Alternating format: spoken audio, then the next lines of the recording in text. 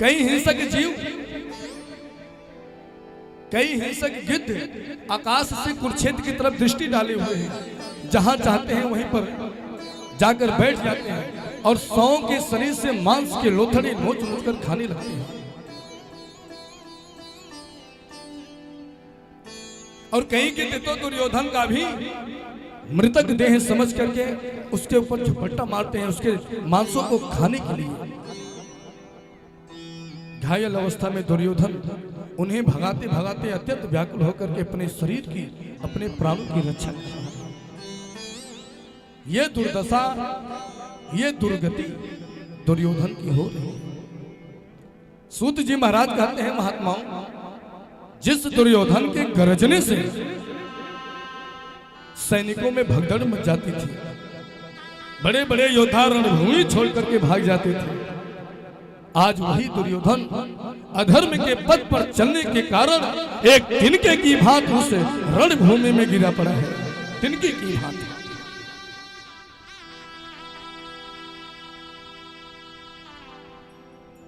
और अपनी पीड़ा से जोर जोर के चिल्ला रहा है, विकल हो रहा है। यह दुर्दशा दुर्योधन की हो रही है। परंतु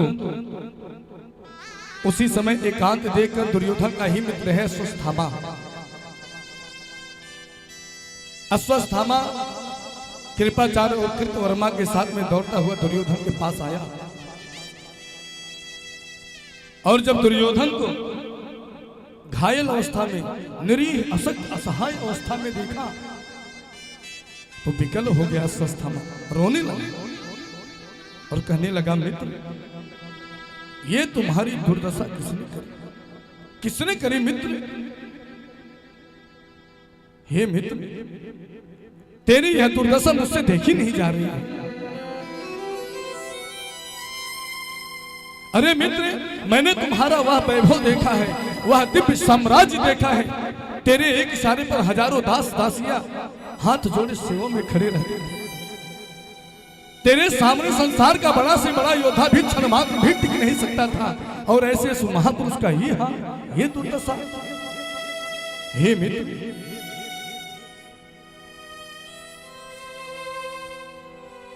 तुम्हारी यह दुर्दशा मुझसे नहीं देखी जाती। मित्र दुर्योधन, एक बात कहूं? दुर्योधन ने कहा, कहो मित्र, क्या कहना चाहते हो? जल्दी कहो, जो कहना है जल्दी कहो, समय बहुत कम है, प्राण निकलने वाले हैं, बड़ी पीड़ा हो रही है।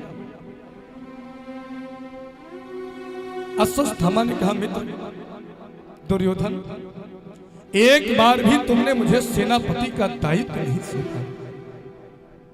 एक बार भी यदि तुमने मुझे सेनापति का दायित्व सौंप दिया होता तो मैं तुम्हारी यह दुर्दशा कभी नहीं होने देता, कभी नहीं। अश्वत्थामा कोई सामान्य साधारण योद्धा नहीं था, भगवान कृष्ण के जैसा ही योद्धा था। आज अश्वत्थामा कह रहा है, मित्र तुमने मुझे सेनापति के योग्य नहीं समझा, इसलिए सेनापति का दायित्व नहीं समझा।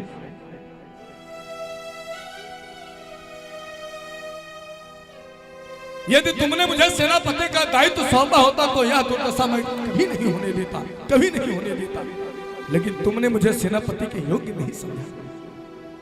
लेकिन फिर भी हे मित्र, बताओ बताओ, मैं तुम्हारे लिए क्या कर सकता हूं? मैंने तुम्हारा नमक खाया है, तुम्हारे बहुत सारे एहसान हैं हम पर।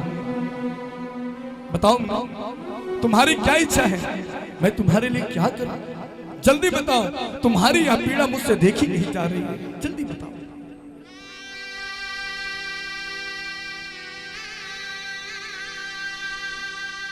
दुर्योधन ने कहा, मित्र अश्वत्थामा,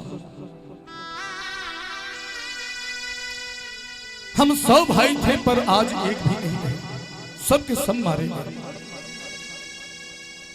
और मेरे शत्रु 5 भाई थे, उनमें से एक भी नहीं मरा, सब ज्यों के त्यों बने रह गए। हे मित्र, मेरे लिए इससे अधिक पीड़ा हो क्या हो सकती है? मेरे 99 भाई मार दिए गए, और 1:15 में बस कुछ ही क्षणों में जाने वाला हूं।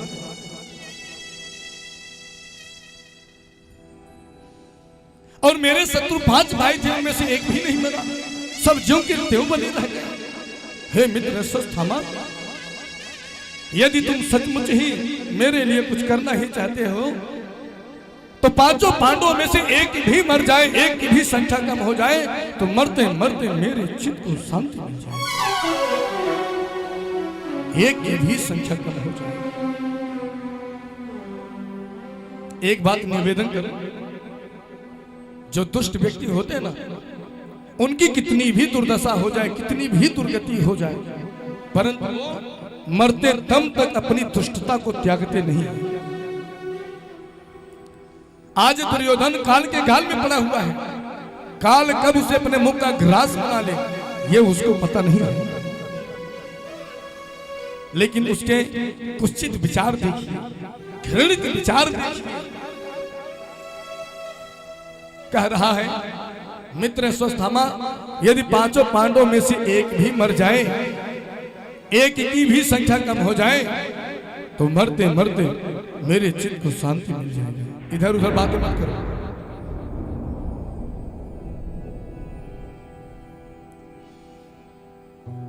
अश्वत्थामा ने कहा, मित्र दुर्योधन, यदि यही तुम्हारी अंतिम इच्छा है तो ठीक है। तुम एक की बात कर रहे हो, एक पांडव की। मैं तुम्हारे सामने प्रतिज्ञा लेता हूं, एक नहीं अपितु 5 पांडवों का सर धड़ से अलग करके तुम्हारे कदमों में ला करके डालूंगा। बस मित्र, तुम अपने प्राणों को रोक कर रखो, मेरे आने की प्रतीक्षा करो। मैं अभी गया और अभी आया।